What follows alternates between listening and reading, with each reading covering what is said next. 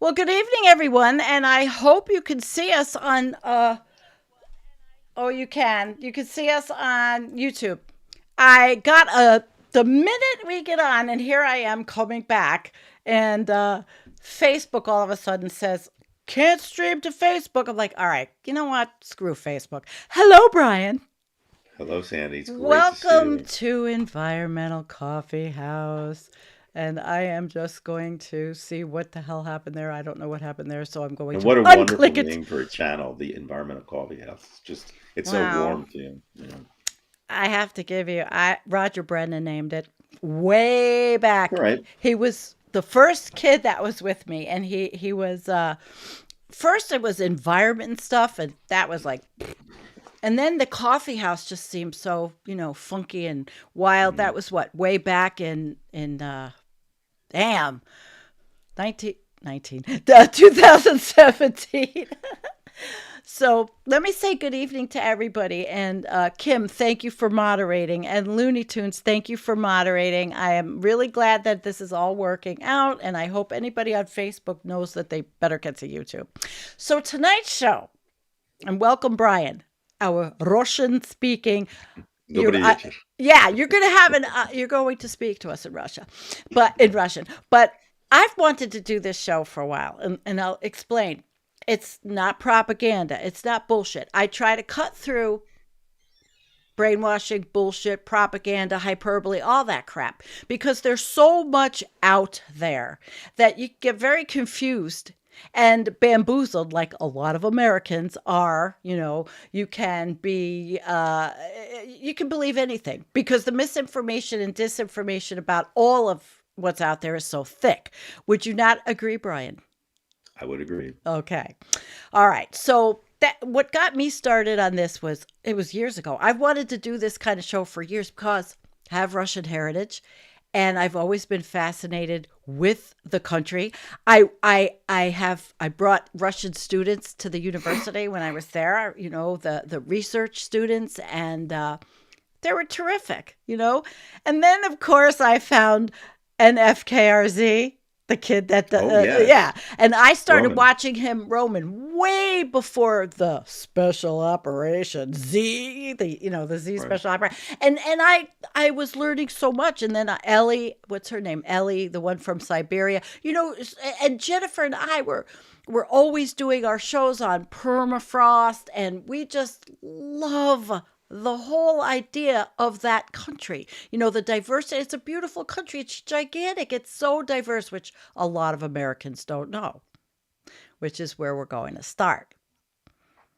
So I found these YouTubers that are expats that live in Russia for various reasons. And, you having been there, could you, before we then get any deeper into this, could you give us a bit about you for everybody? Because I'm just blabbing my first day back feeling good. So, here we are. Brian, everybody. Well, first of all, my name's Brian Weinstein. I'm a teacher from Bridgeton, New Jersey, which is in southern New Jersey. We're very close to the Delaware Bay. I have been teaching Russian for about 5 years. I was a business teacher for many, many years, and the opportunity came up to teach Russian. I waited 40 years for it to happen, and it finally Wow. happened. So I did not retire. I could have retired 4 or 5 years ago, but this extended my lifespan as a teacher, as a worker, and I enjoyed them immensely. I have a lot of students. We're up to 140 now, which is Wow. the third most, least reported. It's the third most for any high school in the country, and is number one in New Jersey. So Congratulations. I'm real proud of that. I Oh, When I was in college, I was a big hockey fan. I wanted to play hockey. That was all I wanted to do with my life. But I got serious in studying in college, probably by my sophomore, my junior year. I didn't like business, but I was too deep into it to give it up. And I wanted to get the degree. My parents were paying for my education. So there was a semester where a good friend of mine, Paul McGinley, he was my roommate, we were yes. discussing things about what we did like, what we didn't like. Paul at the time was a journalism major and he didn't want to become a technical writer or something like that. And I said, well, you know what? I'm going to take an entire semester and take courses find interesting. And I took Russian at the age of 20, which is late. It's like starting hockey at the age of 14 or something like that. So it wasn't like the kind of choice you would take if you really wanted to learn a language, because you're kind of late. But better late than never. And I enjoyed it immensely. And it just kind of took off from there. And 2.5 years later, I had both degrees, Wow, and they that's didn't quick. really pay off. And I think the first time I actually did anything with the Russian in terms of being paid, I was, because I had played hockey, I had to Right. interpret for Russian NHL hockey players. And that was my first experience, using a language, aside from speaking with friends who are Russian. Yeah. Um, and it's really been a big part of my life. It's a part of my distant heritage. My grandfather escaped Russia when he was 4 years of age with the help of somebody named Weinstein, because that wasn't Weinstein wasn't my original name. We didn't know until the 1960s that it was probably something like Khan. So I would have had the same name as the actor Brian Khan had we kept the name. But I was always fascinated by the Russian experience. I've traveled there 7 times, and Amazing. I'm glad that I'm an American. I am truly an American. I'm not an expat. I never would consider being an expat. I'm an American who happened to be in Russia a lot, and I know my place. And I'm proud of being an American. Maybe not so much now with Donald Trump, but Yeah. that's Well, pretty much the story, the short of it. okay. I think it's wonderful. Can you, when you walk into a classroom, give us your hello in Great. I'll Russian? be glad to say. Well, first of all, most of my classes are beginning Russian classes. They're Russian one. I have a two Russian two classes, and one Russian three class with only one student. So many of these kids are bilingual already. They speak Spanish and they speak English, but they're primed for Russian, at least for the alphabet, because their tongues can trill an R, right? So they're really good Rush. with that rotization of these letters. So uh, I usually begin with introductions. So, for example, if I have a morning class, I say "Доброе утро."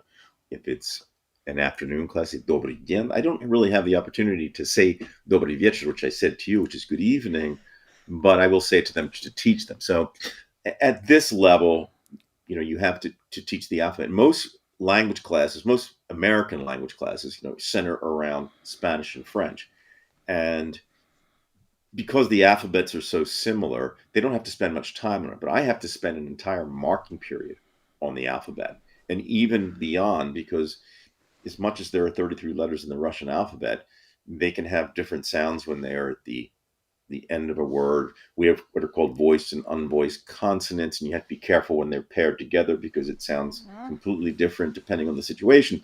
So there's a lot more involved, and it's very difficult to hold these students, because they'll think, oh my God, first of all, they see all these Cyrillic letters. They're two Hebrew letters essentially.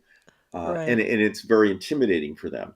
But I try to keep it simple. I give them a lot of cahoots and blookets, which is my way of being able to monitor how each student is doing, because not every student is going to want to speak. I tend to have many quiet classes because they're intimidated by the Russian language. And not everybody is like that, but it's a tough go, but they do enjoy it. And when you show them a lot of cultural videos, when you talk about Russian food, when you have guests who are Russian, then that kind of picks things up. And they look at me as one of their own, because here I started with nothing. I told them, and you're actually ahead of me, because I started when I was 20. I didn't know a Wow. word of Russian. So That's that's the cool. way that I attract them. I try to keep basic conversation for them. They do learn the alphabet. They do learn how to read. Tomorrow they'll be reading the Three Little Pigs in Russian, so that's kind of nice. They aren't That's fluent, great. after 2 years, but they do a good job. They do a really good It's job. terrific. So if I was in your class and you're walking in, talk to us in Russian really quick. Say it. Okay. Nice. Well, if you were, I would say "Проходите," which means come through the door, come into the room. I'd say "Добрый день," "Как дела?" How are you doing? And then at that point, I might actually, what I like to do is I like to take objects. So, for example, I take whatever is in the room, whether it's a pen or a pencil, and then I'll ask him what this is. I want to keep that on their brains because they will Right. forget it after a week or two. So I have to say, okay, They'll это forget ручка, it. это, I'll say this is a pen or это Yeah. карандаш, those kind of things. So they do get a recycling of these things because they need repetition. Sure. And Russians are well known for the expression learning.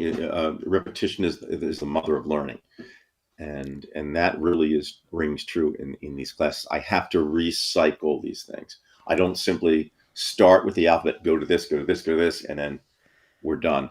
I do understand that we have a curriculum, but I understand that the way the human brain works, it needs repetition, and that's the way it gets done, and it's the only way it gets done. I remember my French teacher. Répétez, s'il vous plaît. S'il vous plaît. Yeah, répétez, s'il vous plaît. Yes, repetition. Well, that's very interesting, and it's very, very cool that you do this, that you're teaching Russian, especially today when people are so not understanding of the country. And before we go on to the videos and talk about that, tell us about the one experience I really want to know about was when you were in Moscow. How it happened when you went to Moscow right before the it was what, 1991. August 18th, I Oh arrived. boy. Okay. Okay. Yeah. I'll try to give you the short of that also because that was quite an experience. Yeah. I originally was going to be a chaperone for what was called the People to People organization. These were students who were going to go to Russia. And we had maybe 3 quote unquote counselors who were chosen. I was one of them. And as it turned out, some of the students backed out. So I told the other 2 counselors, look, I know I speak Russian, but you guys deserve to go. I've been there before. You just go. And they were very kind about it. I said, I'll go on my own sometime. So I decided, you know what, I'm going to go anyway. I'm going to go about a month later. So I decided to go to Russia in August of 91. I was visiting some friends. Yeah. And it was Very the cool. 18th of August when I left. And I got there on the morning of the 19th. And that's when the coup occurred. And I was there when it's, in fact, I not only was I think, one of the only Americans in Red Square. I was one of the only people in Red Square because it was at midnight. I remember my friend and his wife were with me. And I remember a gate opening right near the Kremlin. And I said to him, I said, what's all that about with this gate? It was a military opening a gate. And they just looked at me and they said, I don't know what it is. He's never seen that before. And I didn't think of anything of it. And then while I'm in Red Square, there was a guy who was drunk and he had a bottle.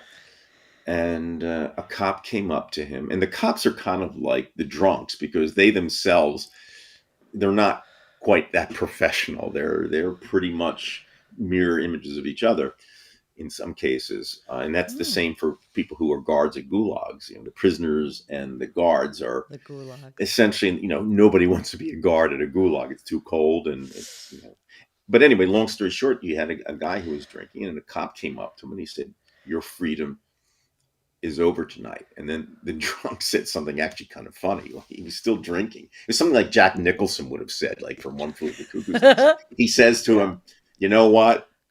My freedom's in this bottle. Oh Okay, so my you can't God. take it away from me." And then he drank it, and that's it for you. And he took That was it. them off. But I thought that guy was so funny because I guess it wasn't so much a matter of courage as it was the alcohol. But it was kind of an Americanism, there's something that an American would say.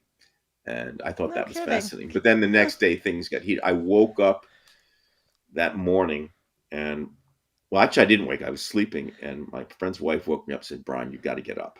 She doesn't speak English, but she was telling me to get up. She said, and my head, one eye's closed, one eye's open. She said, "Brian, you got to get to the American embassy.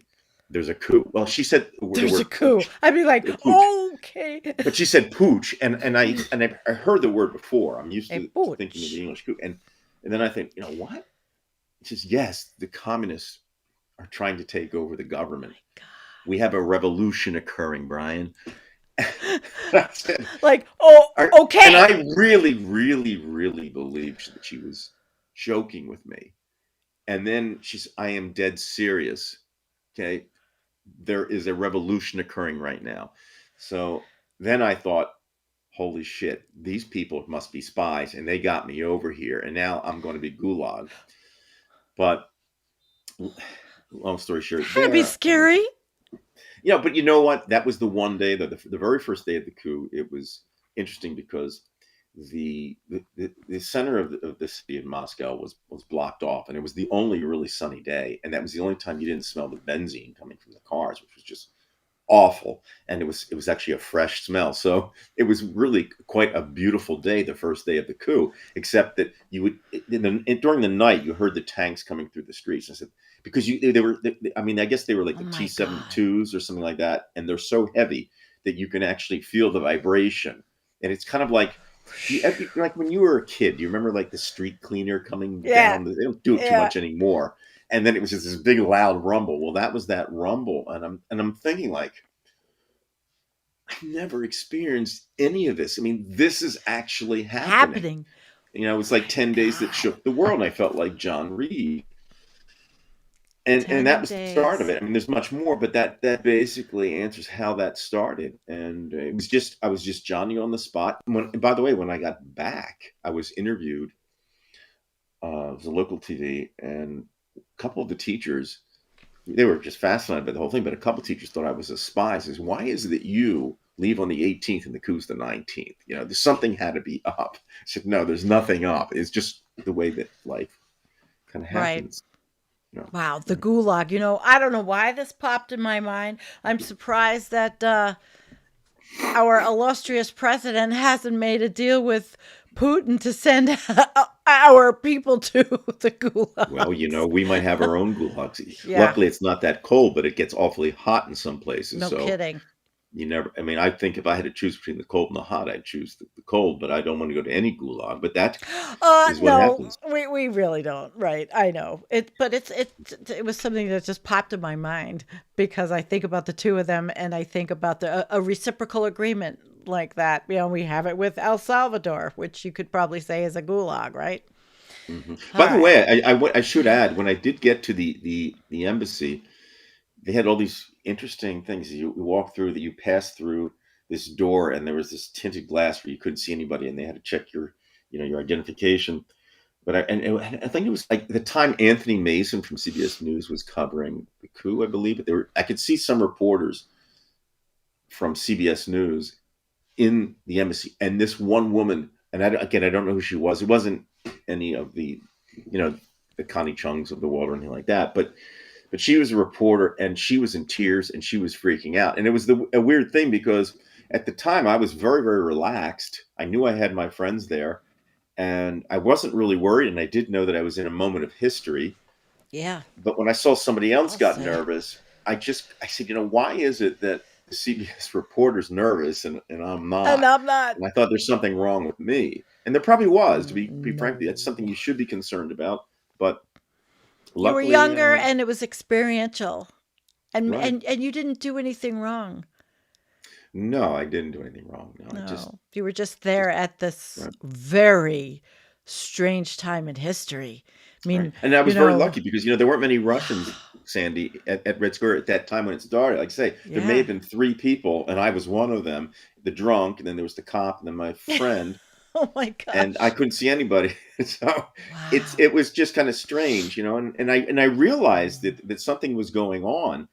But when I thought about it later the next day, I said, I was there right at the beginning, and Right there at the was beginning. nobody else there. Now that was just from being there late at night, but it's just the way things worked out. When you were going home, was the airport security different? Were things different to get out? You mean coming in, are you talking at the Leaving airport in Russia. Moscow? Sheremetyevo? Um, that's a great question. I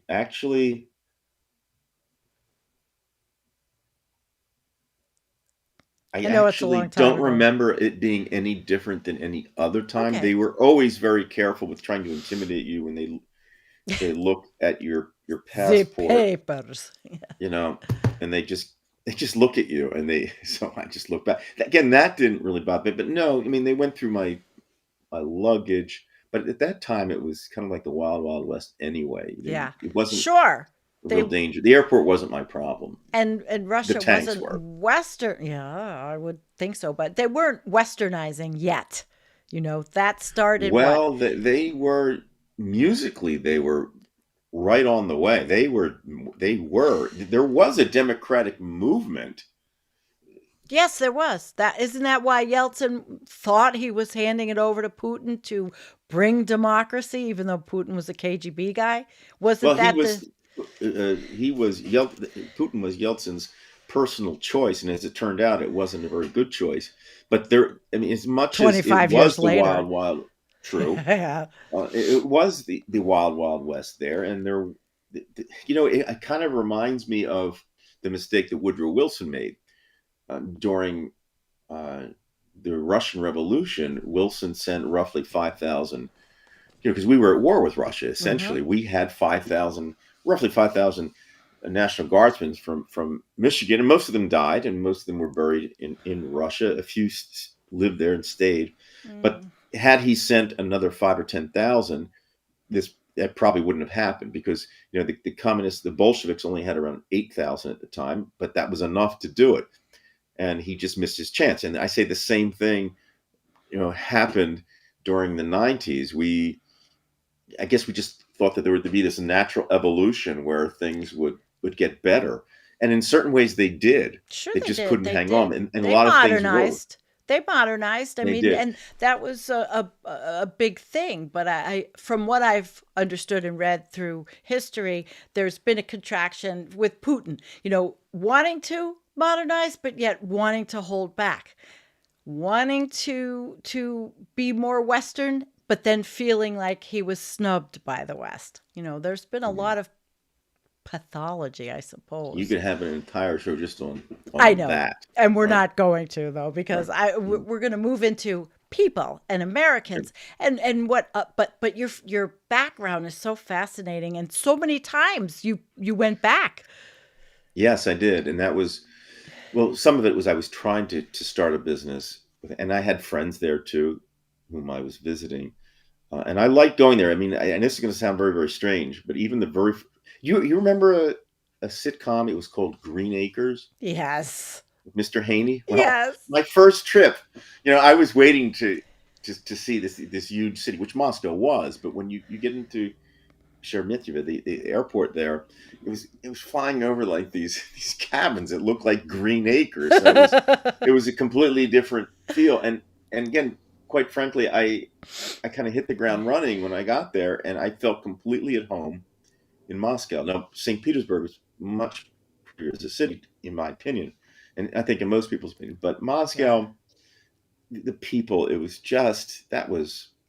I just felt I was in Philadelphia basically, except everybody was speaking Russian. Right. You know, it You had a know, Philly feel to it. I have a question. My boss at the university, Ted, he went to Russia a couple of times, and he came back. He was so impressed by everyone's professionalism. He said the women, they just dressed to the nines. You'd be walking in Moscow, and people were just incredibly People will impeccable. dress. They will dress just to go to the grocery store. That is the thing. Now Yeah. you have to be careful, because some of the prostitutes will dress like that too. But most women will dress up the moment they leave their house That's what he said. or apartment, I And should say. I guess it was a bit different from Is this Ted from TED Talks or no? no, it's Ted, Okay. my Okay. boss at the university. But All right. he that was one of the things he told us when he came back, and he was so taken about. And hey, it wasn't like we weren't dressing nice, but the dress. He came back from Russia, and we immediately had to dress even better. Right. He They're wanted us. all in the makeup. Yeah, it's Well, it was he liked the emulation of the very professional look. So we did. What the heck, right. I did. Mhm. I was doing well enough, but he liked it. We had academic business there, Mhm. as we did in China, and we did in Vietnam and other countries that our principal investigators went to. Nope, I was what it's always a bridesmaid, never bride. I never got to go. I was supposed to go to China, and then when I was going to go to China, our trip got canceled. And I was going to do a project on human resources and payroll. How was that different, the way they were paying people in the Chinese through the communist Mhm. government in the schools. So I didn't get to do it, but anyway. All Well, it's right, never too late, guys. right?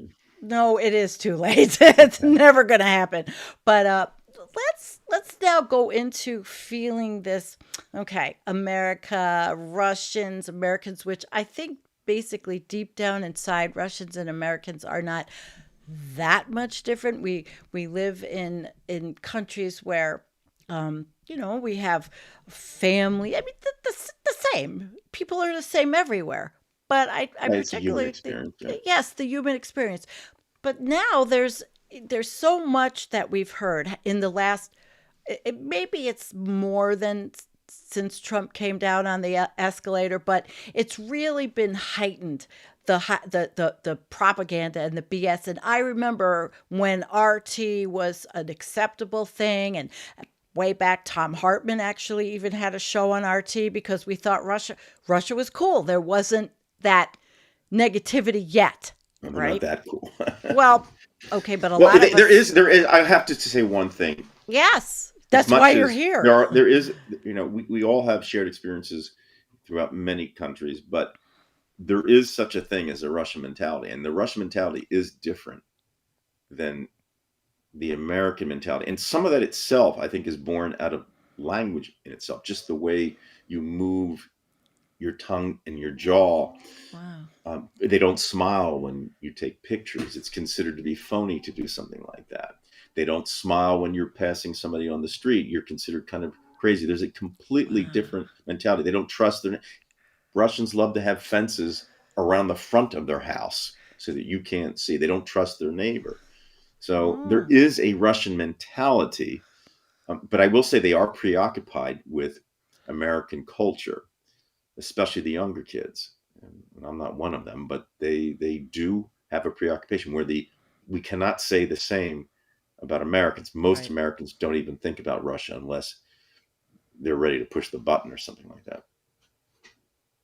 Wow. Or they're talking about the war and, the special operation. But, Right. well, let's start with these. I've been seeing these expats and these people that are in Russia. And I'm going to play the first clip and then we're going to talk about this guy Sure. because there's an attraction by Americans that they have this thought about Russia that it's very, Hellman's mayonnaise, very homogenized, very white.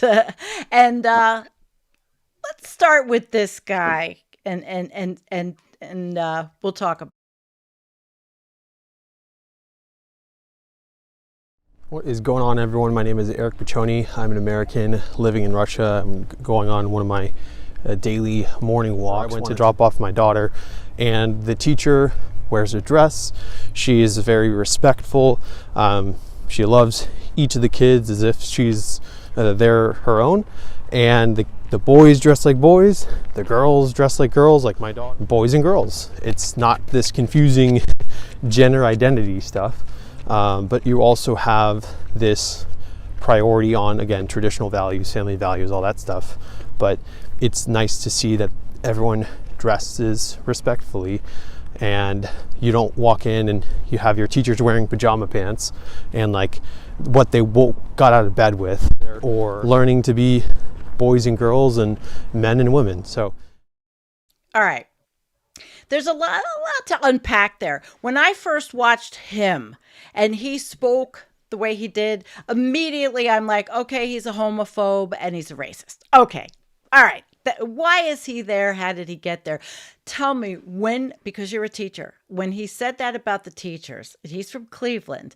What was your gut reaction when you saw that? Because I know I I sent you wasn't that one. surprised at all. First of all, I was acquainted with this type of situation many, many years ago. Now, I mentioned I'd asked you if you were from Rochester. You're not. I'm sorry because I know you're not from Rochester. But Not and that this will far. relate to what he's saying. So, or at least with the other guy was talking about these expats. So I was on a plane with a guy from Rochester who was a retired cop, and I said, "Why are you traveling to Russia just to see it?" He says, "No, my wife lives in Russia, Huh? and I'm going to be staying there." I said, "Well, that's nice." He says, "I said." Well, your wife. So how did you meet her? I love her very much. He said, I haven't met her yet, but Oh. I did do this through the mail, and I'm going to go see her. And I said, oh, that's interesting.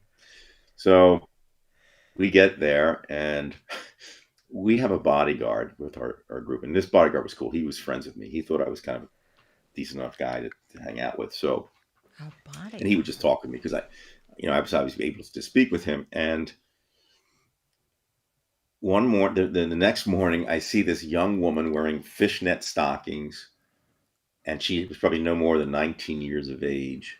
And he comes out with her, and he's got his tie flapped over this Hawaiian shirt. His hair's all disheveled, and I just started laughing. So I said to the bodyguard, I said to him, what is this? And he looked at me, and this was all sarcasm. He said, it's love.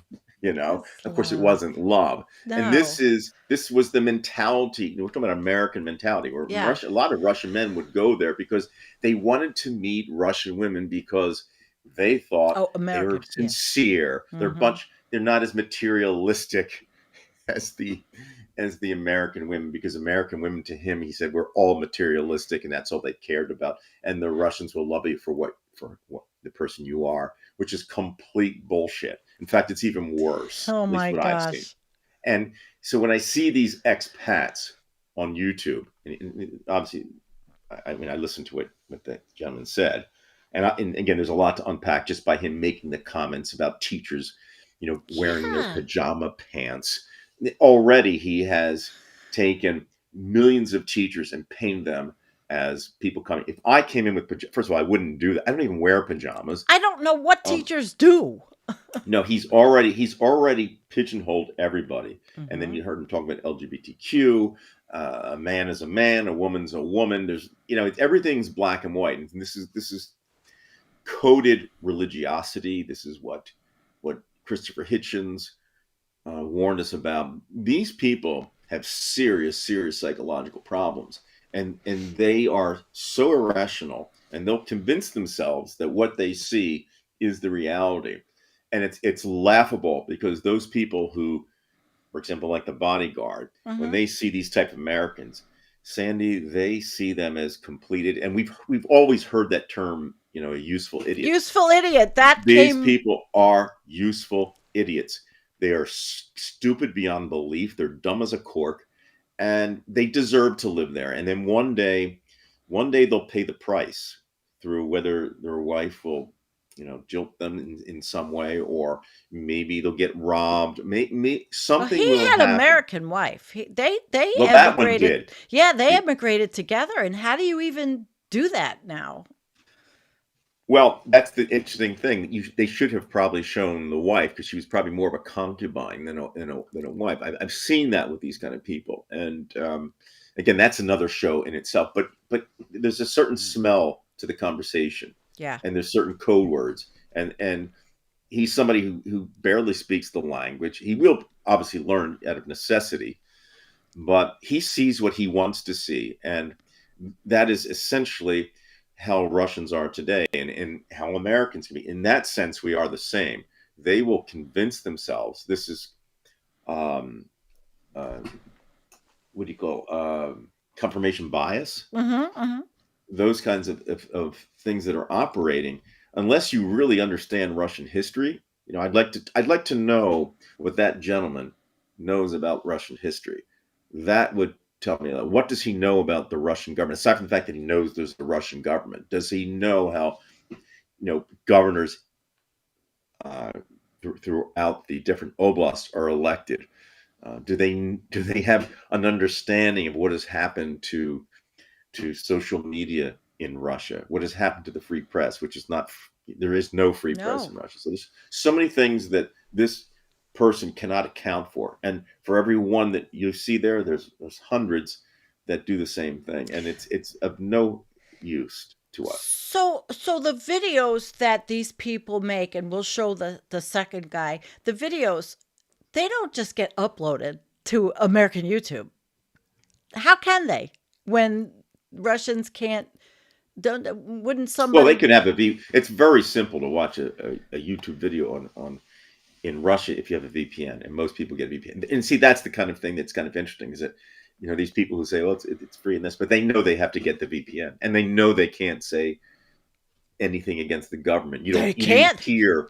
No. Well, look what happened. If you remember Bald and Bankrupt, he was a guy who kind Yeah. of like promoted, Yeah. and then all of a sudden, when he got in trouble for saying something, he had to lie to a judge to get the hell out of the country. He's never Oh my coming God. back. His ass No. could have been gulagged for what he said. I No, saw it was him true. do a show with Roman and FKRZ. They got drunk probably that night. It was before the special operation. All right, let's watch the second guy. He's quite Sure. interesting too, and then we can pack him. He has a Russian wife, and she wanted to go home. So here's True the clip. love. Here's. I'm an American. I just spent the last 3 years of my life in Russia. We made the move with our 5 kids. I went from, a nice house to a good-sized apartment. Exactly 8 days later, the special military operation began. And there was a hot conflict between Russia and its neighbors that is going on today. So, all the males in Russia, they serve 1 year in the military. That is not necessarily in the conflict area. So you don't have to do that unless you choose to sign up for it. So there's billboards everywhere advertising that you can make good money and join the military, join their cause. So that's interesting. It's very interesting living in a country that has a hot border, you could say. It's like literally straight out of World War II. Nothing I thought I would ever experience as an American.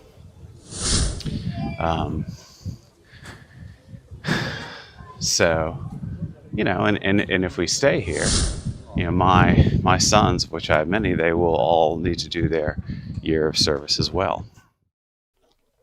Now that's something. If we stay here, which his wife is Russian, and he has in his channel, he's done some traveling. But if he stays there, they have to serve. And he went out of the way to say not necessarily on the front lines, like the American military can be at different bases or whatever. What do you make of what I played there with this guy? Well, first of all, if you notice, he talked about, well, he put it in a very positive spin. He said you can make good money. Now, this is, this mobilization, they've had, 2 mobilizations already? Most of the people who've been mobilized are not from the major cities, because the major cities, that's where most of your income comes from. In fact, most of the wealth that's generated is sent to Moscow and St. Petersburg. The other cities, the healthcare, everything is just horrible outside of it. Okay. So what you see in the cities there is completely different than you see in the countryside. So he said, you can make good money for the cause. Okay. Well, yes, they are paying them, but they're going to give money to those who are the relatives of those who were killed. Right. And there's almost a million. Right. So and far. What happens if you come back a post-war eunuch or something like that? Oof. There's something worse than being dead. Is being half dead, and you can tell the problems that were occurring right from the beginning, because this was supposed to be a 3-day war, and they were using World War II tactics with the tanks. They thought they're just going to blow through, and these guys were just in tin cans, and they're getting murdered, and they're coming. And we still don't know how many soldiers have been killed. We don't know the total amount of casualties. They lie about everything. So, and then you know that people were leaving. They were fleeing. The most intelligent kids were leaving. And this is why, by the way, this is what happened after World War II. There were so many deaths that you had a larger female population than male population in the Soviet Union. But now in Russia, they still have that same problem. And it's only exacerbating because, again, there's this flight of males out of the country, and then those who are dying. And at some point, if this war keeps going on, which had the Democrats won, this would have gone on, and there was a good chance that Ukraine was going to win, because at some point they were going to have to use the young men from Moscow and St. Petersburg. That's where you have your largest population. And when they start dying, that is one thing that is unforgivable. When you start losing it, now you're going to lose your population, which is already happening. And Yeah. it's a shame that some people paint a picture of this as, hey, this is a nice way. Like, it's like, hey, you can work part-time working for UPS in the summer if you're a teacher, and you can make some easy. No, you're working in a foxhole here with World War One conditions in Mm. trenches, and you're dead ducks, and Mm. you're gonna crap yourself. You have to put your foot in bleach to get rid of the fungus. This is just horrible. And for somebody to make just a comment like that gives you the indication of the ignorance of that person. I'm not saying this person can't pass a simple math test, but I'm saying is there's no common sense, because this person is deluded.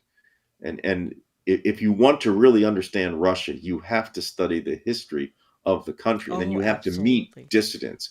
And until you understand that, you can live there all you want, but you don't understand what's going on there, and it'll be at your own peril. What's the attraction for Russians to bring in United States citizen expats? Because what, at least what I found, was that they really liked that this guy put America down with the LGBTQ comments Right. and They don't give a the shit about clothes. him, Sandy. No. He's being used for propaganda, and they're very good at propaganda. I mean, obviously Goebbels would have been envious of what the Russians have done with propaganda. They're far beyond us. So with that propaganda, they flood TikTok, YouTube, wherever they can. And so people like you and I, we see something like this. Now, so for example, let's suppose you had shown that and nobody had the discussion that I'm having with you. You might say, hey, this is kind of interesting. And the same thing Mm-hmm. happens with some of the other channels. Sam's Adventures, the guy from Great Britain, he's been there for 15 years. Everything is Pollyanna to them, but I'm not a Pollyanna jackass. I know what happens there. Mm-hmm. And until you see it for what it really, really is, it is what it is. You don't know that country. You don't know that country. It's a beautiful country. They are beautiful people. But like many people in this country, they are seriously deluded. And And that it's a shame. is the governmental propaganda, or what, the feeding people the misinformation and disinformation, like here. They have their equivalent of Fox News. Oh, absolutely. And well, actually, we're a little bit luckier, Sandy, because at least, and the contacts that I have, and I don't have a lot of them these days, but I speak with them on the weekends. Mm-hmm. Um, they say, Brian, you should consider yourself very, very lucky, because at least you have 50% of the country is against him. You still have the media. I tell them, Yeah. when you look at the three branches of government, they're all controlled by the the Republicans, but you wouldn't call them Right. fascists, No. the maggots. But at least we do have media out there, and people like yourself, you could not do this in Russia. No. People who used to protest the war, after a few months, they would hold up a white piece of paper, or they would put their flashlight on their cell phone, and that would get their ass hauled off, and the Arrested. fine of It, $3,000, American dollars equivalent, is and there then you due can say gulag. process? Is there due process? Is there an No, there's no equivalent? due process. Because I No, was reading about, and it's they have sketchy. courts. Yeah, they They have have courts, the three but the branches of government like Duma, us. the Duma, and everything is definitely It's all already They are controlled. completely useless. Completely useless. They So, are all pawns. They do nothing. Zero. so all the representatives from the whole Russian Federation are all basically sympathizers, kind of like what happens here with the MAGAs. Well, that's exactly what he did. We're going into Trump now, but look this Christina Habib, an attorney who's never even a prosecutor, and all of a sudden she's trying to throw a Democrat's ass in jail just for Right. protesting something. So what they do is they throw in loyalists. The dumber, the better. Okay, and this is a country where idiots have been successful, and you only have to look at 1914 or 1915 with Rasputin. Here's a man who's an absolute drunk, but he's able, and he's barely literate, and he's able to convince the Tsarina that, Mm-hmm. that he can do these magical things, and he gets away with it, and he sends the country into a tailspin where you're going to have a revolution, because they see, I mean, many people in St. Petersburg could actually see Rasputin drunk in the streets, Oh my gosh. and they would see, this is how this guy lives, and and we see how the aristocracy lives, and we see how we live, and it was just, they could not take it anymore. The Oh. churches, and by the way, the churches are just as bad. The churches are like the Fox News in the United States. The churches, they stand by the government, so they are completely useless. Yeah, but that's what's happening here with the evangelical churches, and some of the churches, they are also spouting there's no separation of church and state. They're Right, and that's spouting your cautionary political. tale. And I know it because I've heard people here where I live in a very little red rural area talk about what happened at church and what was said to them. Right. And And it's by the way, scary. not only are, we were just talking about the Duma, because there was it basically, Sandy, you start with the 90s where Putin kind of tried to stop the democratic process, okay, because at least they had that. It was the wild wild west. There was a lot of crime and this and that, but at least there was a process happening. Well, they put an end to that, and then they put an end to the electoral process, and then the big one, and that was, you got to get rid of the journalists, and that's what they did, and they just kill them, and you notice people they get flying out of windows. Nemtsov was, shot right near Red Square. This So is what they do. all of this, there's a fraction of people in the United States that are propagandists. I suppose that's what you call them, and they are saying, "Oh, this is not true," and it's that. But I don't see how that can really be. I think those are the useful idiots, like Jackson Hinkle. You know who he is? Who went over No, I there? don't. Okay, he's an idiot. So he used to be sort of a lefty until I think he tasted the money. I mean, but there's a lot of people that are still online here, journalists that are apologists for Putin and Russia, and totally hate Ukraine for whatever reason. I don't know if it's financial or what, but I mean, I see this as it's a big problem geopolitically with Trump wanting Ukraine out of the way, because he really wants to be with Putin. But I also think that in a way, Trump doesn't understand the death and the war, and he doesn't like the nukes. To his credit, the one thing to his credit, and even Fiona Hill spoke about this, to his credit, he wanted to, as naive as it is, to try to have some kind of agreement where de-escalate the arms race, which is actually now just blowing up and going the opposite way. Everybody wants a nuke. Well, which in itself, Sandy, is ironic, because you mentioned that he doesn't like the nukes, but he also doesn't like the Nuclear Regulatory Commission. Mm-hmm. And now we have to worry about another 3 Mile Island in the next 4 years. So while he may not like the nukes, right, he doesn't seem to worry about, again, we're going to different territory here. And remember, where do we have our biggest problem? Chernobyl, and that's Russia again. Okay, and I would suggest anybody who hasn't seen Chernobyl from HBO, that is a wonderful depiction of what you will see. Is that in Ukraine though?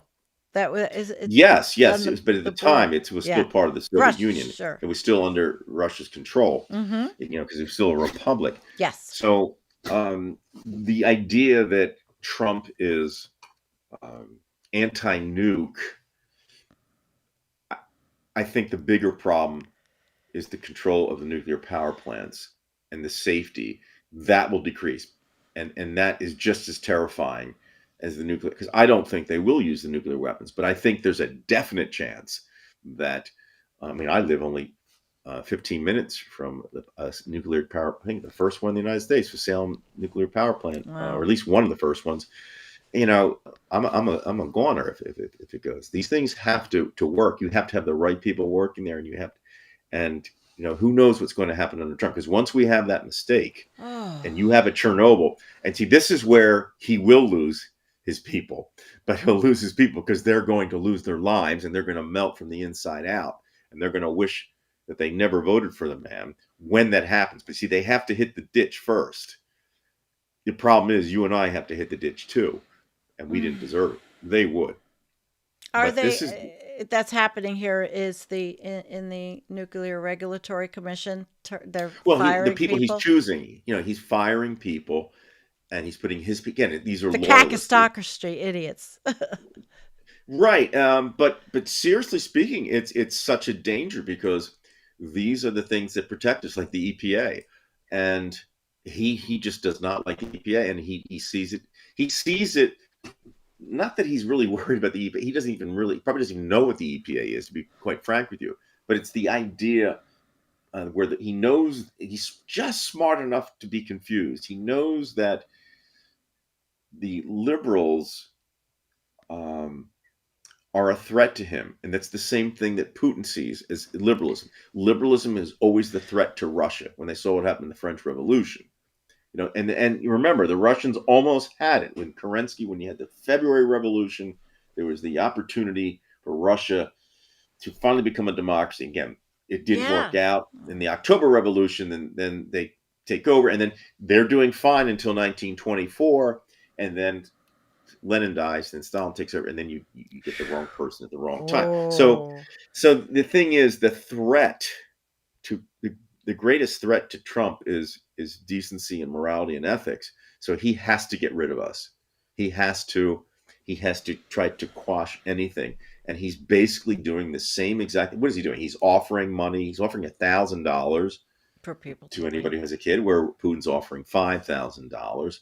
And the type of child that he wants too. So this is what Putin's doing, because again, and a lot of people think that was a grab for getting the youth from Ukraine, and we could add 44 million people to our population. Now we're at 210 million people, whatever. So again, there is that cautionary tale for what's happening in Russia happening here. That's you will be the whole point of the show. I mean, really, is the U.S. going to right now? Let become me ask you, if you don't Mm-hmm. mind. You live in upstate New York. We know that New York is a liberal state. It votes Democratic. Not where but that I doesn't live. mean where you are, right? And where I am, it's not Democratic. Red. If you're familiar with the OMON, which is a paramilitary group in Russia, you can have the police arrest people for protesting, but they have paramilitary groups who dress like police, but they could be your neighbors turning you in. This happened during the Soviet Union. And with Lavrenti Beria, they would do these kind of like Palmer raids every day. So they send people who live near you to do the dirty work. And I'm sure you have a few. All you have to do is look at the Ford F-150 a couple blocks down with the Confederate flag. That's the guy. We have those. Right. Well, that's the guy who's going to come after you. It's not going to be, what you think it is. No, they're going to do the simplest thing and say, okay, look, we're going to get the biggest badasses, that live around you, who, of course, they're going to be armed because they're cowards. They're not going to come at you straight up. They don't do that. That's why I say if China ever invades us, you'll see how tough these people in the F-150s are. So it's frightening, though. It's absolutely frightening because there are parallels. I've had somebody come work for me at one time years ago, and he told me he just did some work outside, and he told me who he listened to online, and he looked kind of like a Nazi, and he said he listened to Salty Cracker. I don't know if you know who this online guy. He's a horrible right wing. I would say he's an outright Nazi. Okay, I listened to that guy that night, and I never had this dude back to my property ever again because I was so disturbed by what I heard. It was terrible. But let me ask you another question about Americans. Are Americans as I think that they are naive and don't understand really much about the country. And the Americans You're talking about Russia, of course, right? No, I'm talking about Americans that don't understand about Russia. They don't understand about Ukraine or history or any of it. I watched a video today where it was a I don't know if it was a Sputnik backed video, whoever it was, but they were trashing Ukraine, and they were calling Zelensky a cokehead, and that he was doing coke with Macron, and that, all this crap. And there's a lot of people that buy this, that really buy this stuff. And it doesn't seem plausible the way that this came out. These people are completely propagandists, and they're on all over, American YouTube. American YouTube. Well, don't you think, Sandy, that Americans have had this ability to be gullible in their history? We have the P.T. Barnums of the world. Yes. And it wasn't just P.T. Barnum, but there were many others where there were some movements, and people, they get enthralled by this, and that just goes to show you in terms of evolution. And we're hitting all these different topics, but it's okay. We are machines. We need machines that we behave based on, number one, our genetics, but also by our surroundings, how we're brought up, and how we're influenced. The number one weapon of propaganda in Russia is, take a guess, the television. The television. The television. Yeah, and Gore Vidal warned us. He said, he's been dead for a while now, but yes, that Americans, what has destroyed American thinking has been the cathode ray tube. And of course, we've moved to the flat screen. But yeah, we've moved to the cell phone, the cell phone addiction. Yeah, which right. I admit, definitely. Well, not only that, we notice now that a lot of the people who are getting Botox, they are getting Botox on their neck because they're always bending down looking at their phones, and they're getting the wrinkle right across the neck. So now they're finding a lot of people are getting Botox on their neck. No shit. Oh my God. So if you see somebody with a line on your... I don't have the line. I dreamt it. That's no, wild. I did hear that. I don't remember. I can't remember where I heard okay, it. Here's a I'm question. A storehouse of useless knowledge. Oh, stop. Do women in Russia get plastic surgery or any of that stuff? Is that a trend that I've only met, I haven't been there since 1997, but there was a very attractive woman that I met. It was a friend of the family I was staying with, my friend. And she was going to marry some German cosmetic surgeon. And she had the teeth done. She had the eyebrows done. And that was in 1997. So yes, in fact, I will go as far as saying, when these gentlemen from the United States who say that, the Russian women are much more sincere than the Americans, it's complete bullshit. If anything, the Russian female is more consumed with her looks. Well, there's some beautiful Russian women. Right. Oh, I've met them when they were working. I worked in the bar industry, and I worked in the between Bergen County and on Route 17, New York. Mm-hmm. And that was when the Russian mob was bringing their girls. I was a bartender in a exotic dancing club, and we wore clothes. And but the girls were from Russia, and they were with these guys. This was the Russian mob bringing these women. They were absolutely gorgeous, sending their money back, but they were controlled. They were definitely trafficked. And I realized this, but they were over 21.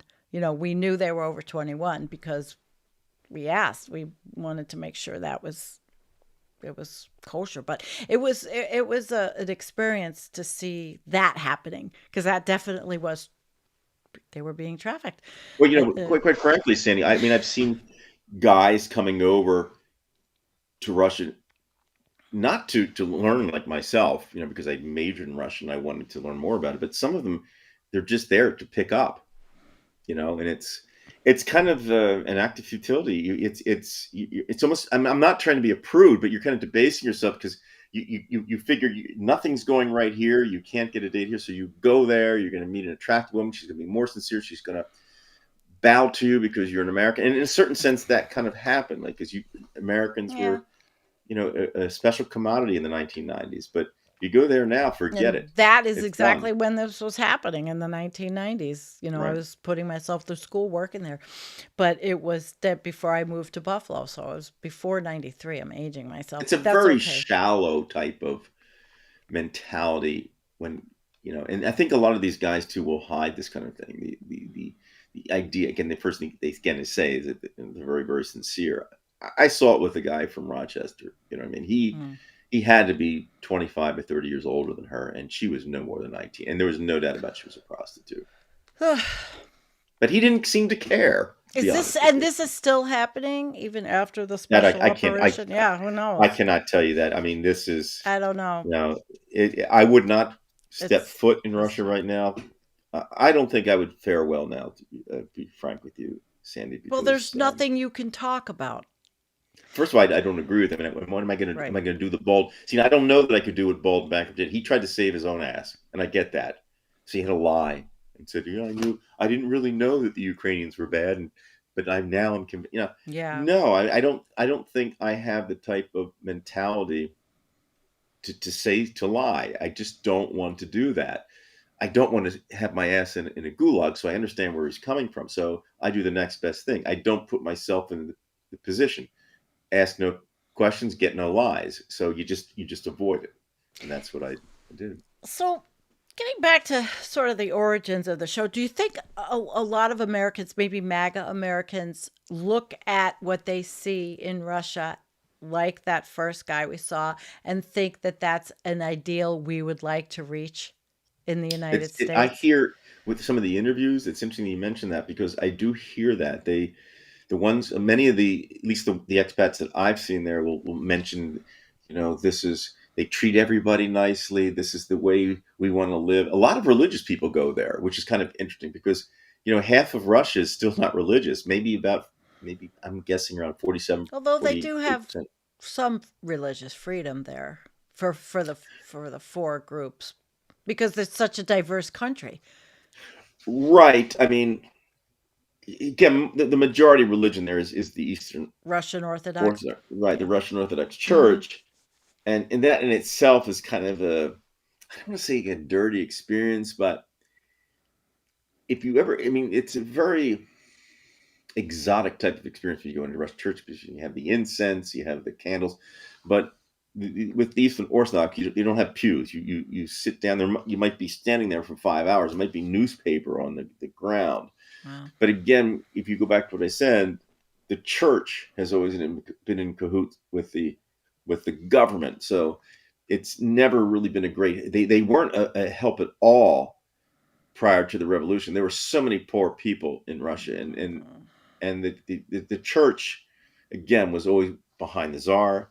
And now, of course, I mean, you won't see any of the higher religious order in Russia go against Trump. No. I mean, Trump against Putin. They're not going against Trump either. I think Trump, aspires to be like Putin. Really, or at least he has the same fears as Putin. You think? Yeah, It's a well, fear. look, Stalin, as powerful as he was, he had to have. Apparently, I mean, I've read that he had up to 10 imposters because he was so afraid of being killed. I mean, he knew what happened to Well, look what Hitler. he was doing. Yeah. Right. So, I think that there's always a fear of that. And if I may add this, Russia, as much as you've had different types of government, if you look at what's happened to China and Russia since basically the year 1200, a little bit after when Genghis Khan came about and took over those countries, that type of mentality of the fist and the government has never left China, and it's never left Russia.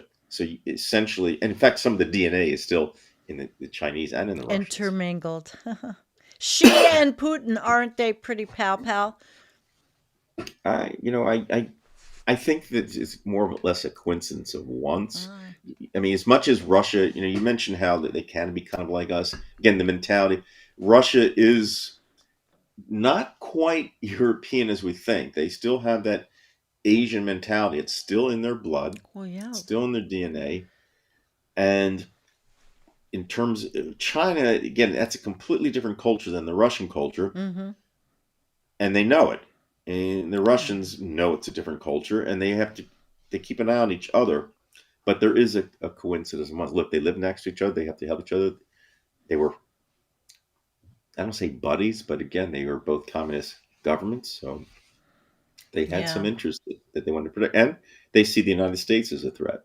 But if you notice, most of the deals, the big deals between the United States and Russia, were conservative Republican administrations. Why is that? Because they were the most anti-Russian. But why did they make the deals? Hmm. And why? Because as long as it didn't have a liberal government that could spread, That's true. Look at that. it is liberal. And Yeah. this is what's frightening for you and for me, because we are liberals. We are the danger.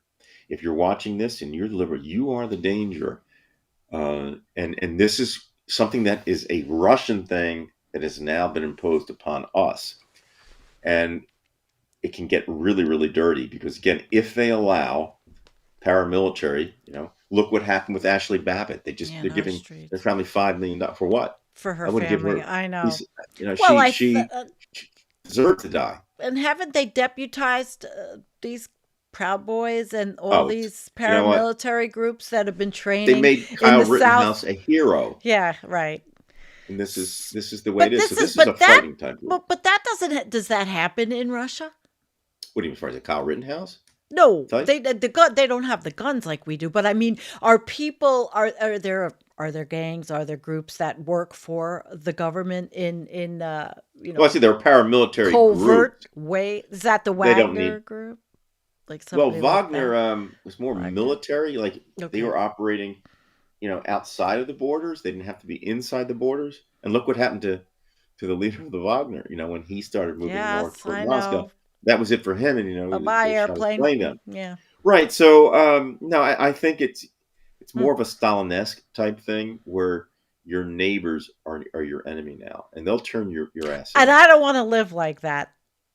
No. It's kind of a horrible way to think, that you live in an area like that where Americans actually do look up to that life that they might see in Russia, thinking that it's something that is completely not. Well, I think I can give you some explanation for that, Sandy, and that would be from the psychologist Eric Fromm. And Eric Fromm said that the concept of freedom is different in two ways to people. And one is some people believe in freedom to do something, and another person believes in of freedom as from something. So Right. their idea of freedom is we don't want to have kids running into the malls and stealing. Now, look, none of us want that happening anyway, No. but they see that as liberalism. And because of liberalism, everybody's tearing up the streets in Portland, or they're tearing up the streets in San Francisco. And they are tearing up the streets in San Francisco, but that doesn't mean that liberals want to see crime. You have to play a fair game. But they see that as the problem. And this is why the Russians never wanted to deal with Kennedy. Kennedy's Mm. gone. That's another thing to think about. Mm. But they would deal with people like Nixon, because at least with Nixon, they knew that That's liberalism would not interesting. infiltrate. Right. Liberalism is what they are Of- after. And this is what's happening here. And we're in trouble.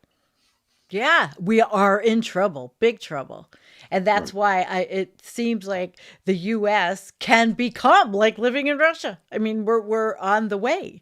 And by the way, for yourself, because look, you have a wonderful channel talking about the environment and the importance of dealing with a thermal collapse of the planet. Oh, Well, yeah. the Russians don't care about climate change, and those who do will say that it's a benefit to them because now Moscow is going to become like New York in terms of temperature, and it is becoming like New York. Siberia is melting. Siberia They can is definitely melting. do more up there, thawing, the permafrost thaw. Trump couldn't care less. The Republicans will say this global warming. They have this all the same old bullshit about, well, these are cycles, and and we know about what cycles are between 1,000,000 years and 100 years. So the comparisons in terms of how they use the propaganda are very similar. But I would say if there's any one overriding cause of this right-wing backlash. It's the fear of liberalism and change. And it's a shame because Russia could have been a great, probably a much more powerful country. He would much rather be in second place in terms of the military than having first place and being a liberal, good country. Wow. Russia had to decide whether they're going to become good or they're going to become bad. Yeah, and they made the decision to become bad. And the that people, was he was a KGB. I mean, I think Putin was inherently paranoid. and they know that. And that's why they're still afraid to do anything, because Right. there are enough people who remember the past in the Soviet Union. They remember what happened, the calls, the knocks at the doors. So well, could it those happen are here? awaiting us, and they're happening here Right. to some degree. This is why, look, I'm not an alarmist. I really am not. 20 years ago, I probably wouldn't even have thought of this kind of thing. But I've lived a long enough life now. Both you and I are the same age, Sandy, and we've seen the changes. We've gone through Vietnam, we've gone through the 70s, and it's a direction that you can just feel that things are passing us by. I mean, this is why we're all trying to have that last gasp before we go, because we know that something just doesn't feel right. It's you remember the song "Someone to Love" from what was the Jefferson Airplane? Yeah. So when you find out the truth was lies, and that's essentially what's happened. Like, oh, that's right. We didn't have a chimney, so how did we get our gifts from Santa Claus? You find that out when you're 5. Right. But then as you start, going on later in life, then you start questioning things. Hold it. Maybe mom wasn't right all the time, and maybe dad shouldn't have hit the dog with the newspaper, and those kind of things. And then you realize that, we're all just human beings, and we're very, very flawed. But unfortunately, the people who really are positive and can make positive changes, we are considered the threat. We are the threat. This is why Salman Rushdie lost an eye, because some religious zealot figures he's going to cause problems, and they almost killed him. And this is why Khashoggi lost his head, literally. And now we're friends with the guy who was willing to put him to death. We aren't. We aren't. This is a whole crypto scam. This is all about the money. But now, isn't Russia getting involved in the whole crypto thing too? I think I don't have it. Okay, it's the big players are all playing, and what does George Carlin say? It's a big club. You're not part of it, and you're not in it. You're not in it. So no, basically, the Russian people that need to go to work every day and feed their kids, and the American people that have to go to work every day and feed their kids, and we're both being fed a bunch of bullshit from our governments. Only we're still able to see. We're still able to talk about it. But we have a greater danger, actually. I think in the well, first of all, they're farther down the process, and they're locked in. There is no change that is going to happen unless something drastic happens. But for us, we're in a better position. However, the danger is our president, and I don't even like saying that, is an ignorant, narcissistic man. And of course ignorance is not bliss. Ignorance is violence. So only bad things can come. Again, if you look at history, you look at what happened with Rasputin, and that was a calling card for what can happen when you get the wrong person there. It's funny how people would say, "Oh, we need a businessman." No, that's the last thing. That was the last thing, and they don't understand the separation of the Congress and the executive branch. And no, they do. They understand, who wins the Super Bowl. Yeah, they know that they have to rush to 7-Eleven in between halftime to get their big gulp. But they, and again, I'm being kind of nasty there, but. Just read Gore Vidal, one of the greatest American essayists. He understood the ignorance of the masses, and part of it's not the masses' problem. There is this propaganda, and people buy into this. And it can be propaganda from 20 years ago. It can be from 2,000 years ago. It's the same thing, and it makes life very, very tenuous for us. And this is why a lot of Russians just lay low. There's Well, they you know, capitulate because if they don't, they're in way worse trouble than we are right now. right. Do Because you want to eat fish eyes for the rest of you your and life? I have look at it. We're white. So right now we're not the targets yet. Like you Yeah. said, then down the street, But you if will be, though, because you are the liberal. See what I'm saying? the progressive, sorry. Yeah. That's even worse. Even You know, worse. that's even worse. Yeah, it's even You worse. know, Plus, and we may not even be as progressive as some people. You know, because there are some. Look, I do like a society that's peaceful, and who doesn't? mhm. You have to have laws and things like that. But I'm still a liberal. I believe in dealing with climate change and all that. But I am a pragmatist. But there's nothing compared to what's happening right now. They're going after people like us, and they want that fear. I think they're getting it, because I do see people. They're not like you. They're not going to have their shows on YouTube and trying to look. We're the last I hope in a don't certain have a lot sense. of fear. I don't. Well, let's just say this much: maybe not fear, uh, but anxiety. He creates stress Mm. and anxiety. Now, how you deal with that stress is the key, because the I stress is keep always going to getting be sick. around you. Yeah. But can you deal with the stress, and how do you deal with the stress of someone like Trump? When you don't, and I mentioned last night with Paul McKinley, we watch television and we I watch know I these. missed the show. How did I miss Well, the that's all show? right. But basically, what we're talking about, the hour-long shows, you watched in the 60s or 70s, you watch Mannix, and by the end of the show, Mm. Mannix, he'd jump out of a car a couple times and he'd catch the criminal or whatever. Yeah. And we watch movies where usually you have some resolution at the end. So you and I, we are always attuned to things will eventually take care of them. Well, somebody's got to do it though, Sandy. Oh yeah, we And got to the streets. I think and this it's whole not happening. summer. It's not happening. I mean, you talked about Sheldon Whitehouse before he came on.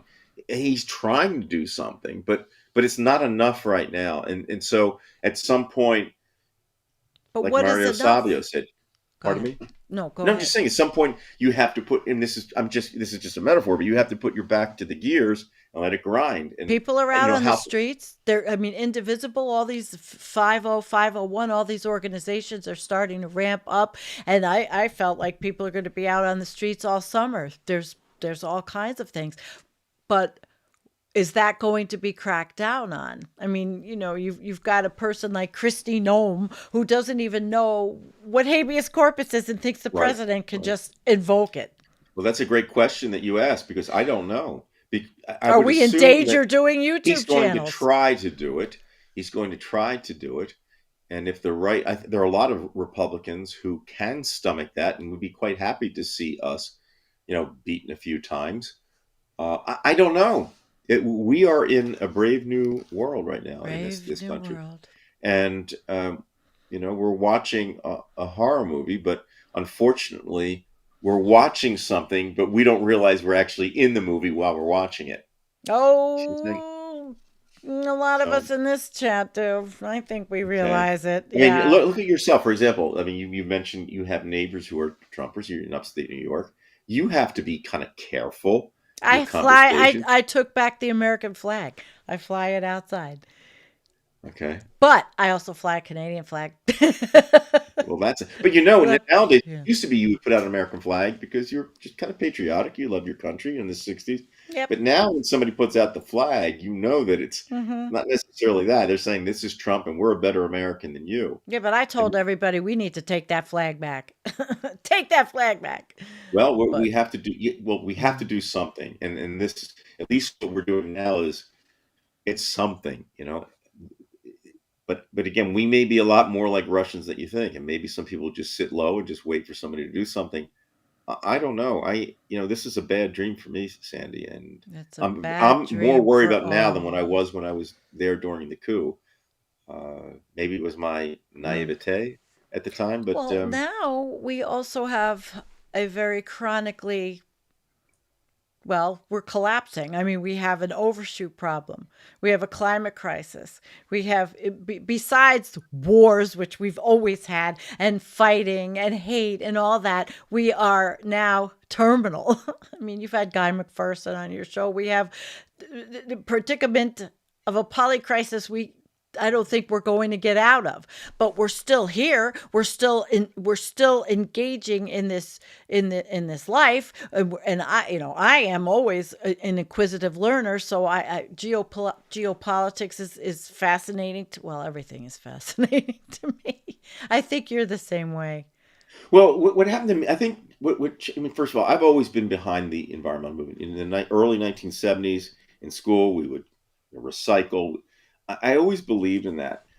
Um, but now, I don't. I think what happened is when I got to college, there was a professor. I took a political science course, and I was talking with him about things that were going on in Washington. And I said, well, I was talking about science, and at the time we were actually talking about climate change, if I believe, because I had a professor in '79 that was talking about global warming. Mm-hmm. But he said something interesting. He said, you can't get these things done unless you deal with it at the political level in the United States. Yep. You cannot disregard politics. It has to be done. It's kind of like you can recycle in your house, but unless the masses are doing it and you set it up for the masses where you say, okay, you've got to put it in this trash can and this trash can, it's not going to work. And that's a political solution. You have to have a political solution or you won't get these things done. And this is why you see things not getting done. Like when you had the Occupy movement, they were there, but it didn't translate into, well, now we have a new liberal president. No, we have a dictator right now. And I'm not saying what they did was wrong. I'm just saying you have to figure out politically how to play this dirty game. Yeah, we haven't. And they had the Tea Party. They had it. Is there a Russian equivalent of the Tea Party? Or can they not Russia even? Russia First is the party that is like that. Because I know they have many political parties. Right, but Russia First is taking over as like the party of the Russian Federation. And it has that smell of America First, back with Charles Lindbergh and things like that. So that's in that sense, that part of Russia is a lot like the MAGA crew here in the United States. And again, there are the parallels there. But again, there is a difference in mentality. And again, I think a lot of that has to do even with the language itself. Mm-hmm. People say, well, the Russians seem very sad when you see them. They don't seem very, very happy. But a lot of it's just the physical nature of the way you speak, right? Mm-hmm. You don't open your mouth the same way, right? Speak to us in Russian. Say something so we can see your... Okay. I'll say something like, okay, let's suppose I wanted to say something like about Trump. I could say in English, first of all, that Trump is just a mirror of what the country has become. So I could say, Trump, зеркало, всего лишь стала страна, like what the country became. So in other words, Trump himself, I'm trying to think of it in English now. Trump himself, it wasn't Trump himself that was the danger. He was just mirroring what the country became all along. And that's how I kind of think. But the language is also, like you said way earlier, about how the language is not as fluid like English. So, people don't smile when they speak. And they don't have a lot of eye contact either, from what I understand, on the roads or when they're just friendly. But they're very direct, though. They will say, like, for example, like if you have a friend and maybe she says, how's my hair look? Mm-hmm. You might say, looks pretty good. You look good. You look good, or something like that. They'll generally look and say, looks like shit. So they're very, very straight. It's like very no and yes. And that's part of the directness of the language, because there are no declaratives in Russian. Like you don't say the dog. Right. You can say dog. Dog. And they use what are called, you have what are called cases. And it's basically a costume that each word has. The last letter changes. So the beautiful thing about Russian is you can change the word order around and it's still understandable. You Ah, can say dog bites man, you can say man bites dog, but you know what it means just by that last letter. Whereas okay. in English, there's no cases, but you have to have that word order. Yeah. Otherwise, if I said to you, man, dog bite, it will mean nothing to you. But I can do it in Russian. And that's the fascinating thing about a language that has cases. It's a real pain in the ass to remember these endings, and you're going to make mistakes when you do it. But it affords you the ability to change these things around. And I'm not saying that word order is completely unimportant in Russian. Usually the last But thing that it's you more write down understandable.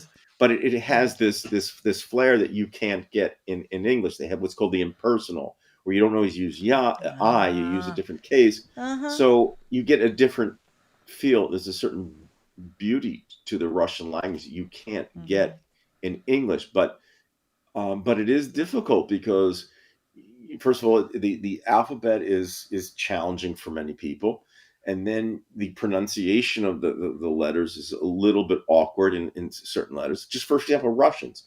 If you ever see a Russian and they say the word happy, they're going to say happy because they have a Happy. ha, I am right? very Because they don't happy. have an H. Happy. I am from Marlton, Happy. New Jersey. And that's the way they say. Instead of saying big, they say big, big. Beak. Beak. His big Like mouth, I have a beak. Yeah, well, that's the thing. In Beak. fact, this is actually a funny story. There was a guide from in tourist who one time was taking us to the beaches in Yalta, and she said, "And we are going to see the beaches." And so See the everybody started bitches. laughing, and she See turned the red, bitches. and she looked at me. She says, "Why is everybody laughing?" I said, "Well, In the word the bitch is like suka in Russian." And then she realized what she had said, but that's Aw. because there's a nuance. And Sure. for myself, I mean, I can try as well as I can to enunciate perfectly in Russian, but I can't because like they're soft L's and they're hard L's, or if you don't just do it exactly, a Russian will hear the difference. I mean, it might be almost right, but it's not perfectly right. For example, if I said the word "только," which means only in Russian, Dojka. Dojka. "только," and Dojka. the L is Dojka. soft. If I said it Dojka. without a soft L, it's Right. not like polka. It would say polka, and there's a complete difference. But you see, an American might not hear the difference, but a Right. Russian can always Dojka. hear that. So, That's cool. so it's very Yeah. cool. But again, I think that the language itself would creates an atmosphere of directness that you don't get in English, and it comes from this fact that we don't have. In fact, the Russian has a really difficult time with the and a. Like they can't tell the difference between a pen and the pen. Okay, the pen Okay. is Right. is a specific thing, and Mm-hmm. they don't have that. They just say pen. You see what I'm Mm-hmm. saying? Now Mm-hmm. they have their way of knowing that in the context of the sentence that Well, you're talking about, sure. Sure. Yes. but it's a So different thing. But interesting. again, the culture of the Russian culture is very, very direct. So you will get this thing where somebody will say, "It looks horrible," and no, I'm not smiling for the cameraman. Right. It's not, but it is in that sense. It's very honest, and that doesn't mean that a Russian is always honest. I'm just saying the way they deliver something in general speech will be usually very, very direct. No and Very yes. direct. Yeah. So to circle back, do I'm you sorry, I go off on the think? tangents all the time. No, I go. Listen, that this has been. I've very much enjoyed this conversation because I think we covered the things I wanted to cover with you, and we got to talk about these people and really answer the question. We are in a country right now that I think a lot of, well, maybe MAGA, maybe right wing, look at Russia. They idealize their lifestyle. They idealize their anti-LGBTQ. They don't like they don't like what we represent at all, at all. Mhm. So there's a big population in the United States that sees that and that's hearing this and likes it and is attracted to it. So I think that's In the same way that the men are attracted to what they think are these wonderful Soviet women who Yeah, just there you go. love Right. American guys. Right. Right. Right. Yeah, they like Right. American money. So, Right. do you think we are headed that way? You say we're in trouble. Are we The headed that continuum way? is, look, I think in general, and look, if you're watching this and you have a weapon, you probably don't want to listen to me because I'm very depressing. I Oh, just think in stop. general, because of the way that the evolution is set up, it's a very competitive existence, and Mm-hmm. these are the things that happen. And unless you have the guardrails there, unless you can put them in, unless we can achieve some type of success, and our country did. I mean, we really changed the world for the better, and maybe we still can. I don't know, or maybe it'll have to come out of Europe, or maybe it'll have to come out of It's going to come Canada. out of Canada and Europe, and we are not changing the country for the better. We are undermining every good Right, how do institution you, first and of all, just how we're do you just change a mind? Like, how do you all of a sudden tell people, well, don't, there is no God or something? They're not gonna change their mind after 50 years of believing something. right, but they're You undermining consider the academic institutions here. right, and that's what they're going to, and that's But another that's thing we not didn't talk about. necessarily Russia is very astute on education and research, and Until they now, well, until yeah, now, but they're going. I mean, I don't think it's from what I understand, they're wanting to resurrect their space program and work with Elon. Let Elon go there, But right, but they don't have the infrastructure to do it. now because the money is going all to the They keep, special we have Z all the operation. resources. We can do what we want. We'll just do it first. No, you can't do it for yourselves. You've proven you have an economy the size of France, and you have a country with 11 time zones. What the fuck are you talking about? You've never 11 done so. time zones. Yeah, You're getting beaten by a country that's about 80 times smaller than your country. Okay, no, they are. It's an abject failure, and it wow. will always be because it's such a corrupt country. It's Yeah. it's so corrupt from the top down, and Hmm. well, not from the bottom. But this is what's going to happen. So no, they're not going to get anywhere. I mean, I'm just telling you right now, they're We're not going to get anywhere. following in those footsteps. Yes, sadly, and it's hard to take, Sandy. It really. Yeah, Look, it I know it's is. hard for you. It's hard for me. I don't have any answers. So if anybody's watching this and trying to get answers from me, I'm the last guy Well, because I'm just like you. let's see what a few people have been saying. Sure. Let's see. Oh, what does Brian's hat say? Most important question. Okay. This says "pochwy." Okay. Now, Pochwi. "hui" in Russian means dick. Okay. So, but "pochwy" it essentially means I don't give a fuck, and that's Okay. why I like this hat so much, because at some point in Russia you just have to have this attitude of "pochwy," and But could you wear it's that rude. in No. Russia? Um, No. well, you probably could, but no, you wouldn't want to. No, you wouldn't. You really I wouldn't. wouldn't Not in a think you school. would. I wouldn't take this to a school in the United States because Mm. the kids are smart enough. They'll look at it and they'll say, "I got to know that curse word," or something like that. But it's used all over. The "pochwe" is always used in Russian. It just means fuck it. Right. Basically, it means fuck it. Fuck it. Yeah. Okay. I'm sad. Hi, TR. I'm sad for the Russian people. They had a small taste of freedom when Cold War ended, but they fell right back into authoritarianism. Was it right back? I mean, did they ever leave? I thought, there, like we talked about earlier, that there was the hope. At least the The United hope you States had the had February hope. Revolution in Yeah, 1917 and the yeah, but 1990s. You had the opportunity. And by the way, part of the reason why it didn't work is they had such a distrust for Gorbachev's wife, Raisa. She was like the oh Hillary my Clinton. God, I remember that. Yeah, they didn't like her. They saw her as being the controlling factor of him.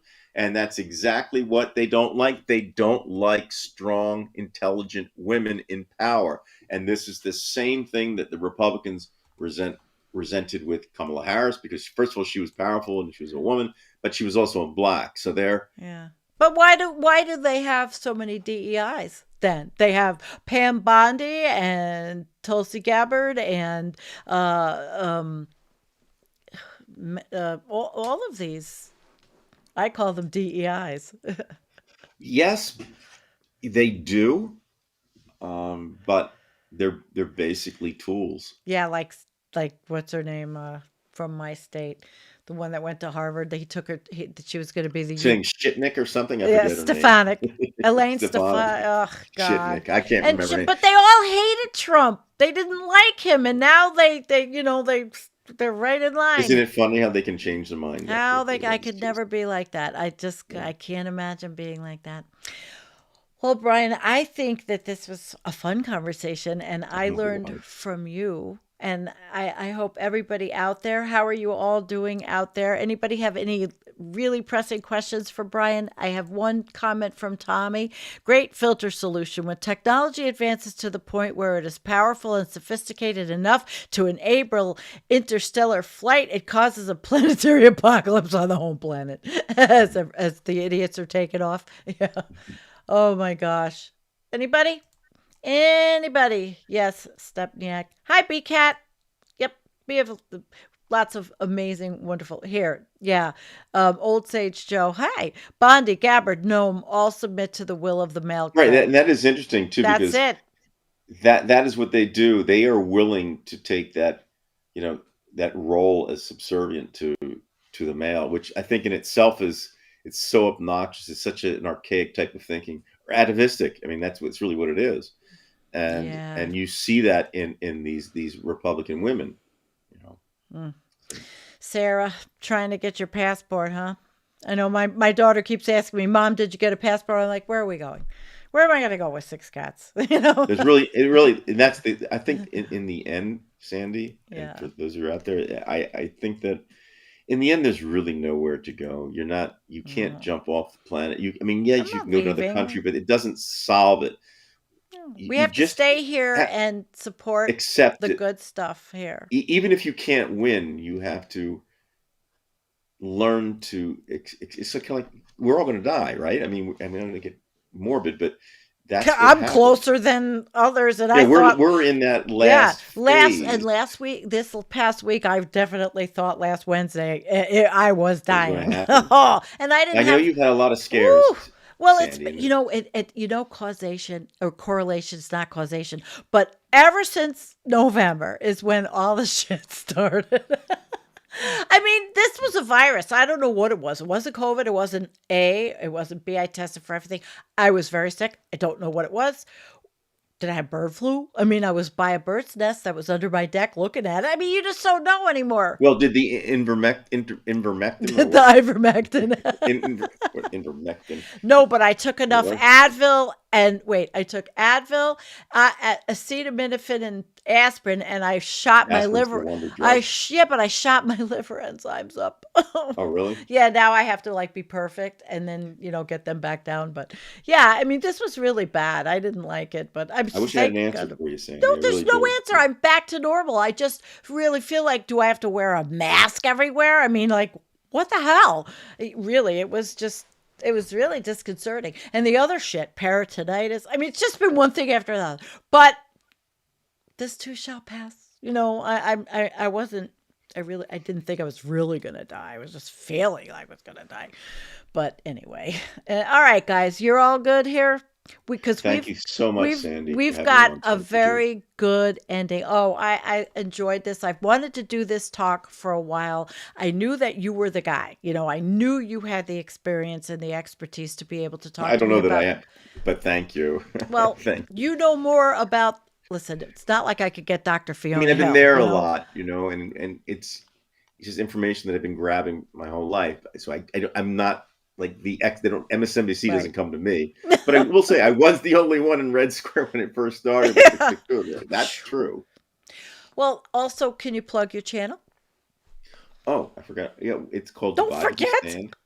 And we're also on Facebook. It's called Divided We Stand. And it's a group. Our mantra is that we're going to be a divided country until the Republicans will negotiate in an honest manner. Right now it's untenable to negotiate with them, so we have to be a divided country until it happens. I don't like using catchphrases. We got to be united. No, right now it is unacceptable. So if you look on YouTube, you'll see a few Divided We Stand channels, because a lot of people that have Divided We Stand, it comes from an album from the Dixie Dregs and Steve Morse.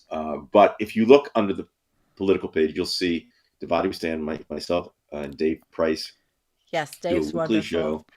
Dave is wonderful. He's a little bit obnoxious to me sometimes, but I'm a little bit crazy to him. It's your shtick. We're very good it's friends. your We're thing. very, very good friends. We Yeah. joke around a lot. I And you think can find us on Facebook. and the link, I think I put it in the show notes. If I did not, That's all right. Don't worry. in the It's show not. notes. Look, we don't have a lot of clientele with us, but we have a small, coterie of folks who follow us. But you can find us on Facebook, and that page is doing really well. We're close to 1,500 or 1,600 people now that are part of that page. Great. Please become a member, and we try to keep up and help each other out. You don't have to worry about, posting your thoughts about Trump on your personal page, so you don't have to have an attack of the guy next door. So if you're still on Facebook, and you meet people from all over the country too, and Canadians all over the place on Divided We Stand. You have Canadian guests, and Veg is a regular Vegematic.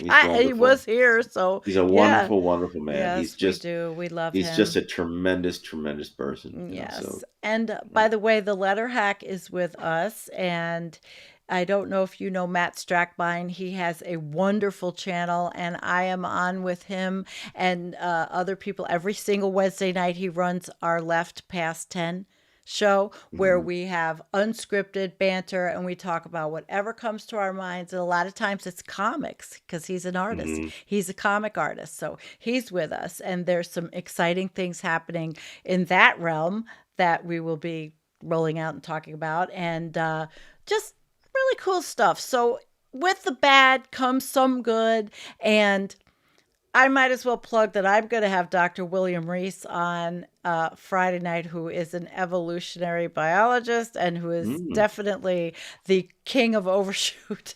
And, that's going to be an incredible show. And he's live, so everybody will be able to come. Sounds great. Yeah, it's going to be an incredible show. I've probably 5 years too late, but finally he's coming on with me. So, all right. Well, to end, everybody, thank you very much for coming. Oh, any word on Natalia Shakova? Isn't she in Alaska still? Isn't she the one who talked about the methane release? Yes. Or that's Shalikova? Okay. No, I thought it was Shakova, and she. I thought she was in Alaska, but I don't know. University of Alaska. I'll ask Jim. I talked to Peter Wadhams about that one time. Okay. And, Peter. I could be wrong. He's great. Peter's great. By the way, if I can, you want to say one last thing? Say whatever you want. You want to say nighty night? It's to everybody. It's Spoky Noki. It's just Spoky Noki. Spoky Noki. Spoky Noki. Aw. Yeah. And Ernie's Nighty night. cabin is here. Ernie, we love you too. I have and our outro. Stay for the outro. It's quite. Yeah, I'm going to set it up right now. It is quite. Okay. The outro's good, guys. Thank you. I am very happy to be back. Brian, I love you. I love your wife. I love you too, Sandy. I love your channel. Ronnie loves you too. Yeah. You're great. You really are. So is she. She is. She's your better half. She is. Keeps me straight. All right, guys. Love you, and we will see you on Friday night, 9 p.m. But things are happening right now that are altering the very nature of our country's democracy, and they're too important to ignore. So,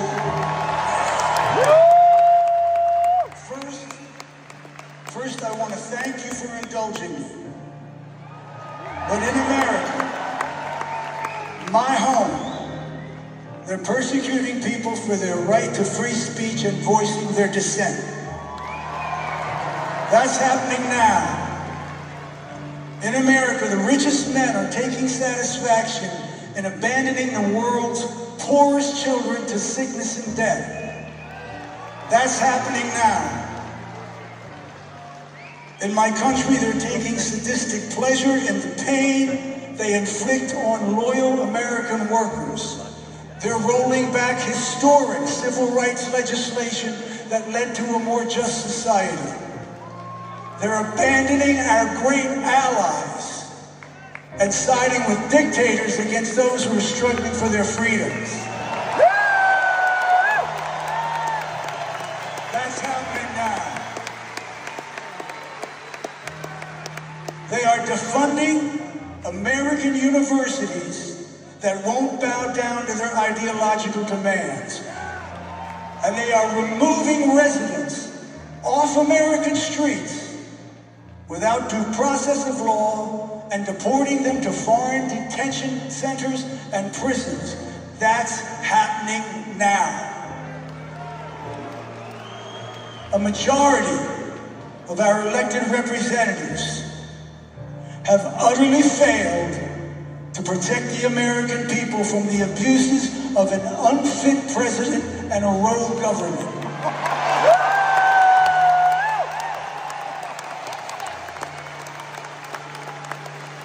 They have no concern or idea of what it means to be deeply American. The America I've sung to you about for 50 years is real. And regardless of its many faults, it's a great country with a great people, and we will survive this moment. Now, I have hope because I believe in the truth of what the great American writer James Baldwin said. He said, in this world, there isn't as much humanity as one would like, but there's enough. This is my city of roots.